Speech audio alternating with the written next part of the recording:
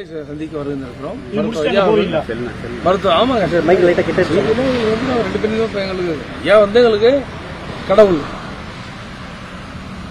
அன்பு. இதுல ஒன்னும் எங்களுக்கு வேற ஒன்னும் சொல்றது சார். நீங்க எப்பயுமே ராஜினாமா கடிதம் கொடுக்க போறதாகவும் அதை தொடர்ந்து அன்புமணி ராஜினாமா கடிதம் இல்லைங்க, அரசியலே வேண்டாங்கிறத மன உளைச்சல வெளியிலே சொல்ல முடியல. எப்படின்னா என்னன்னு சொல்லணும், இது எங்களுக்கு மிகப்பெரிய ஒரு நெருக்கடியான காரணம். தமிழ்நாட்டில் இருக்கிற 3வது பெரிய கட்சி நாங்க, பாட்டாளி மக்கள் 3வது பெரிய கட்சி.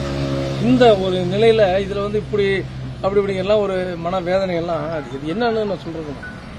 இந்த மாதிரி எங்க கட்சிக்கு ஒரு நெருக்கடியான காலகட்டம். ஆனா இது கடந்து வருவோம், இதெல்லாம் சாதாரணமா. இது மாதிரி பாட்டாளி மக்கள் பொருள் எத்தனையோ நெருக்கடிகளை கடந்த இயக்கம், நிச்சயமாக இந்த நெருக்கடியும் கடந்து வருவோம்.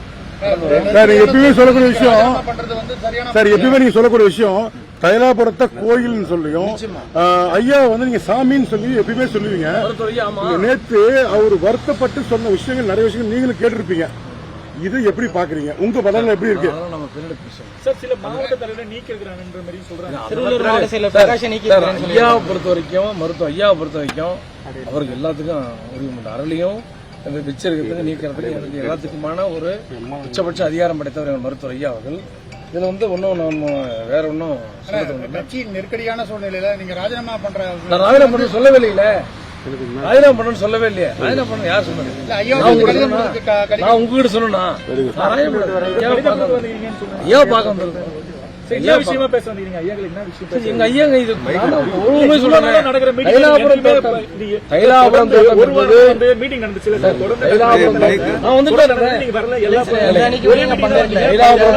தைலாபுரம் தோட்டம் என்பது ஒவ்வொரு வன்னியருடைய பாட்டாளி மகிழ்ச்சியினுடைய கோவில். இங்கே வாழ்ந்து கொண்டிருக்க மருத்துவரையே எங்க சாமி. அவரை பார்க்க வர்றதுக்கு எங்களுக்கு என்ன ஒரு புறக்கணிச்சவங்க நீங்க இன்னைக்கு தொடர்ந்து நேற்று கூட பேட்டி கொடுத்தாரு. நேற்று கூட வருது எல்லா கூட நான் சேலத்தில் இருக்கிற அங்கிருந்து 300 கிலோமீட்டர் வரும், 250 கிலோமீட்டர் தினம் போயிட்டு வர முடியுமா? நடந்துச்சு சார் மீட்டிங். உங்களுடைய நிலைப்பாடு என்னென்ன? உங்களுடைய நிலைப்பாடு? நான் பாட்டாளி முடிச்சுக்காரங்க, எனக்கு நிலைப்பாடுதான். எங்களுக்கு பாட்டாளி முடிச்சு என்ன நிலைப்பாடு? நாங்க என்ன நிலைப்பாடு சார்? பிளே ஸ்டோர் மற்றும் ஆப் ஸ்டோரில் இருந்து பாலிமர் செயலியை QR கோடு மூலம் பதிவிறக்கம் செய்யுங்கள். செய்திகளை உடனுக்குடன் பெறுங்கள்.